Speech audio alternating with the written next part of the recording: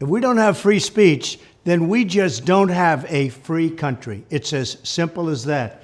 If this most fundamental right is allowed to perish, then the rest of our rights and liberties will topple, just like dominoes, one by one. They'll go down. That's why today I'm announcing my plan to shatter the left-wing censorship regime and to reclaim the right to free speech for all Americans. And reclaim is a very important word in this case because they've taken it away. In recent weeks, bombshell reports have confirmed that a sinister group of deep state bureaucrats, Silicon Valley tyrants, left-wing activists, and depraved corporate news media have been conspiring to manipulate and silence the American people. They have collaborated to suppress vital information on everything from elections to public health. The censorship cartel must be dismantled and destroyed, and it must happen immediately. And here's my plan.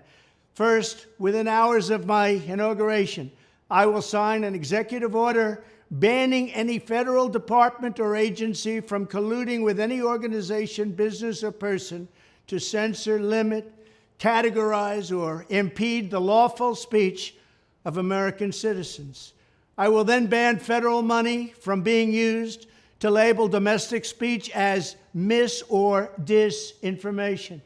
And I will begin the process of identifying and firing every federal bureaucrat who has engaged in domestic censorship, directly or indirectly, whether they are the Department of Homeland Security, the Department of Health, Human Services, the FBI, the DOJ, no matter who they are.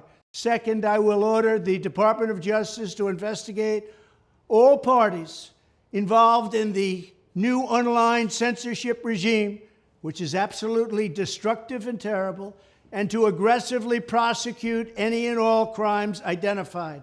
These include possible violations of federal civil rights law, campaign finance laws, federal election law, securities law, and antitrust laws, the Hatch Act, and a host of other potential criminal, civil, regulatory, and constitutional offenses.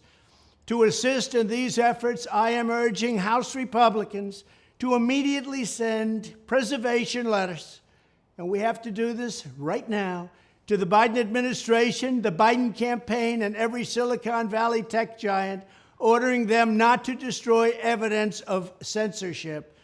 Third, upon my inauguration as president, I will ask Congress to send a bill to my desk revising Section 230 to get big online platforms out of censorship business.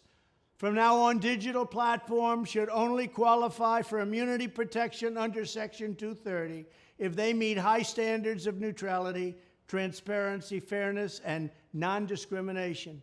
We should require these platforms to increase their efforts to take down unlawful content such as child exploitation and promoting terrorism, while dramatically curtailing their power to arbitrarily restrict lawful speech.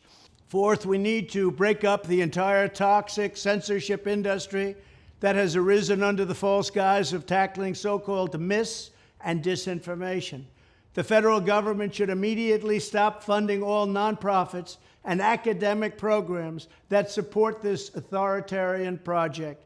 If any U.S. university is discovered to have engaged in censorship activities or election interferences in the past, such as flagging social media content for removal of blacklisting, those universities should lose federal research dollars and federal student loan support for a period of 5 years and maybe more. We should also enact new laws laying out clear criminal penalties for federal bureaucrats who partner with private entities to do an end run around the Constitution and deprive Americans of their First, Fourth, and Fifth Amendment rights. In other words, deprive them of their vote. And once you lose those elections, and once you lose your borders like we have, you no longer have a country. Furthermore, to confront the problems of major platforms being infiltrated by legions of former deep staters and intelligence officials, there should be a 7-year cooling-off period before any employee of the FBI, CIA, NSA, DNI, DHS, or DOD is allowed to take a job at a company possessing vast quantities of U.S. user data. Fifth, the time has finally come for Congress to pass a digital Bill of Rights. This should include a right to digital due process. In other words, government officials should need a court order to take down online content, not send information requests such as the FBI was sending to Twitter. Furthermore, when users of big online platforms have their content or accounts removed, throttled, shadow banned, or otherwise restricted, no matter what name they use, they should have the right to be informed that it's happening, the right to a specific explanation of the reason why, and the right to a timely appeal. In addition, all users over the age of 18 should have the right to opt out of content moderation and curation entirely and receive an unmanipulated stream of information if they so choose. The fight for free speech is a matter of victory or death for America and for the survival of Western civilization itself. When I am president, this whole rotten system of censorship and information control will be ripped out of the system at large. There won't be anything left. By restoring free speech, we'll begin to reclaim our democracy and save our nation. Thank you, and God bless America.